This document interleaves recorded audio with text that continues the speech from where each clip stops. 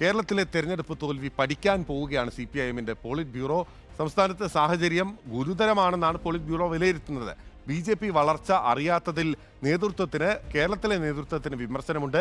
ഈ മാസം അവസാനം കേന്ദ്ര കമ്മിറ്റി യോഗം ദില്ലിയിൽ ചേരുകയും ചെയ്യുന്നുണ്ട്. കേന്ദ്ര കമ്മിറ്റിയിൽ വിശദമായ റിപ്പോർട്ട് സമർപ്പിക്കുവാനാണ് പോളിറ്റ് ബ്യൂറോ യോഗം നിർദ്ദേശം നൽകിയിട്ടുള്ളത്.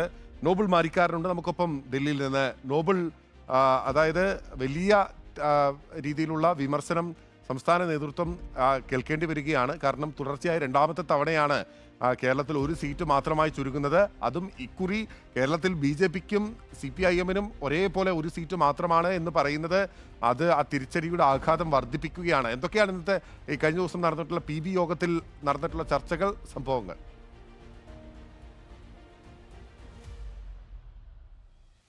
പിന്നിൽ ഇന്നലെയായിരുന്നു PB യോഗം ചേർന്നത്. ആ യോഗത്തിൽ വിശദമായി തന്നെ കേരളത്തിലെയും പശ്ചിമ ബംഗാളിലെയും അടക്കമുള്ള തിരഞ്ഞെടുപ്പ് പരാജയങ്ങൾ ചർച്ച ചെയ്തു. അതിൽ കേരളത്തിലെ കാര്യത്തിൽ വലിയ വിമർശനങ്ങൾ നേരിടേണ്ടി വന്നു എന്നാണ് യാഥാർത്ഥ്യം. പ്രത്യേകിച്ച് കേരളത്തിൽ പാർട്ടിക്ക് ഏറ്റത് കനത്ത തിരിച്ചടിയാണ് എന്ന് തന്നെയാണ് PB വിലയിരുത്തിയിരിക്കുന്നത്. കാരണം സംസ്ഥാനത്ത് തുടർഭരണം അടക്കമുള്ള എല്ലാ സാഹചര്യങ്ങളും ഉണ്ട്. സംസ്ഥാനത്ത് സ്വന്തം സർക്കാർ അത്തരമൊക്കെ സാഹചര്യത്തിൽ പോലും ഒരു സീറ്റിൽ മാത്രം വിജയിക്കാൻ കഴിഞ്ഞ പശ്ചാത്തലം അത് അതീവ ഗൗരവത്തോടെ കണ്ട് പഠിക്കണം എന്ന നിലപാടാണ് ഇതിൽ ഏർപ്പെടുത്തിയിരിക്കുന്നത്. അതോടൊപ്പം തന്നെ 2019 ഇതേ തരത്തിൽ തന്നെ 19 സീറ്റുകളിൽ പരാജയപ്പെട്ടു. അതോടൊപ്പം തന്നെ 2024 എത്തുമ്പോഴാകട്ടെ അതിന് മറ്റു മാറ്റങ്ങൾ ഒന്നുമില്ല. ഒരംഗം മാത്രമാണ് ലോക്സഭയിലേക്ക് വിജയിച്ചു വന്നിരിക്കുന്നത്. സ്വാഭാവികമായും വലിയ തരത്തിൽ പാർട്ടിക്ക് അത് ക്ഷീണമുണ്ടാക്കി എന്ന കാര്യത്തിൽ യാതൊരു സംശയവും ഇല്ല എന്ന് തന്നെയാണ് പോളിറ്റ് ബ്യൂറോ ഇത് വിലയിരുത്തുകയും ചെയ്യുന്നത്. ഇതുമായി ബന്ധപ്പെട്ടുകൊണ്ട് ഇന്നലെ നമ്മൾ ഗോവിന്ദ മാഷ് ചോദിച്ചപ്പോൾ അദ്ദേഹം വ്യക്തമാക്കിയത് ഇത്തരത്തിലുള്ള ചർച്ചകളൊക്കെ നടക്കേണ്ടത് സംസ്ഥാന തലങ്ങളിലാണ് എന്നാണ്. പക്ഷേ അതിനപ്പുറം വലിയ ചർച്ചകൾ പോളിറ്റ് ബ്യൂറോയിൽ നടന്നു എന്നാണ് യാഥാർത്ഥ്യം. മുഖ്യമന്ത്രി അടക്കം പങ്കെടുത്ത പോളിറ്റ് ബ്യൂറോ യോഗത്തിലാണ് ഇക്കാര്യത്തിൽ ചർച്ചകൾ ഉണ്ടായത് എന്നും പ്രധാനപ്പെട്ടതാണ്. പാർട്ടിയുടെ ശക്തി കേന്ദ്രങ്ങളിൽ പോലും വോട്ട് ചോർന്നതിനെ അതീവ ഗൗരവത്തോടെ തന്നെ കാണണം എന്നാണ്